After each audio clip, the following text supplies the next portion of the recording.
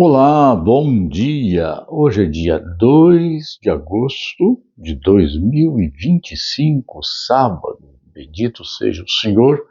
Estamos juntos mais uma vez para o nosso tempo de devocional. O Senhor nos permitiu descansarmos à noite, tranquilo e em paz. Bendito seja o Senhor.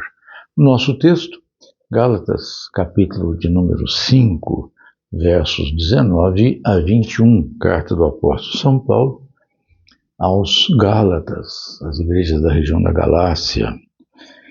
Diz o seguinte, Gálatas 5, 19 a 21. Ora, as obras da carne são conhecidas e são prostituição, impureza e lascívia, idolatria, feitiçarias, inimizades, porfias, ciúmes, iras, discórdias, dissensões, facções, invejas, bebedices, glutonarias e coisas semelhantes a estas, a respeito das quais eu vos declaro, como já outrora vos preveni, de que não herdarão o reino de Deus os que tais coisas praticam.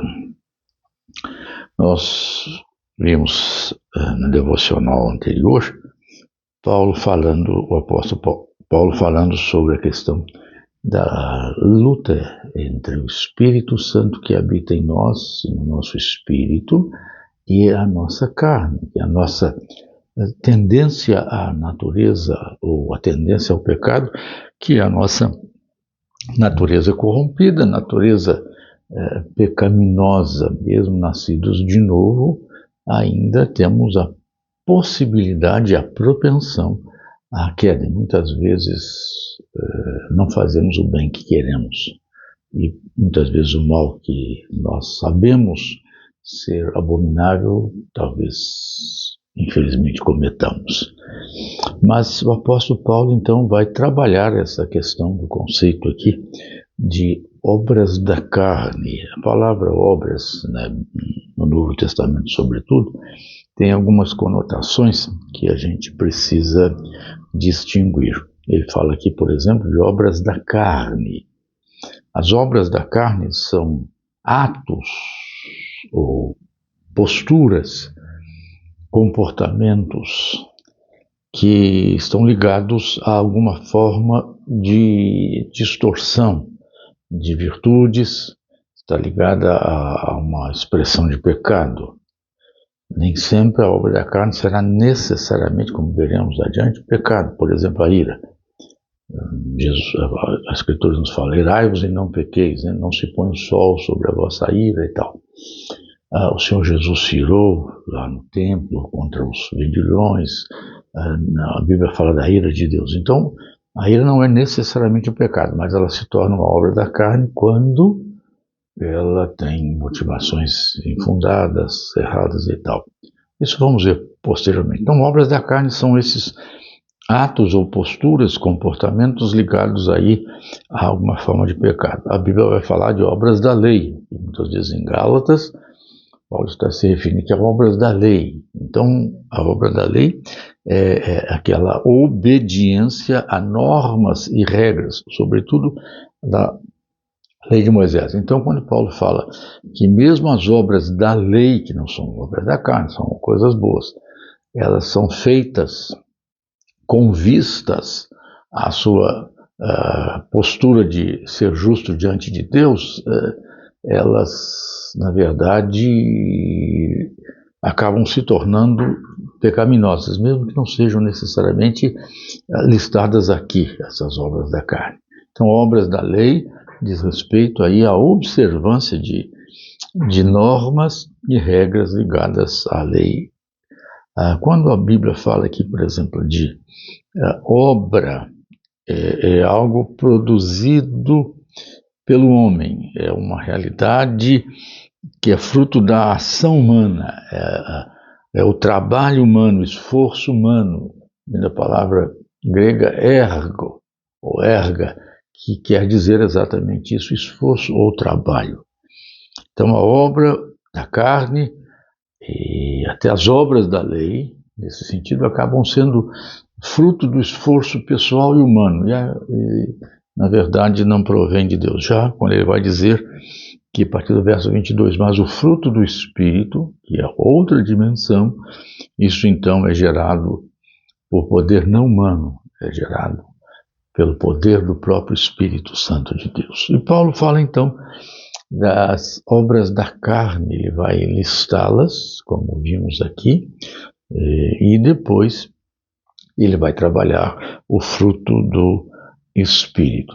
Se você perceber, você pode, de certa forma, colocar estas inclinações, estas ações, estes atos, descritos aqui como obras da carne, em 4 grupos distintos.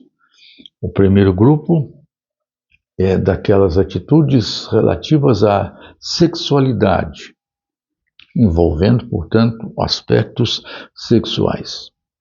O segundo grupo são as obras ligadas à esfera religiosa, as obras religiosas. Então, as 3 primeiras sexuais são prostituição, impureza e lascívia.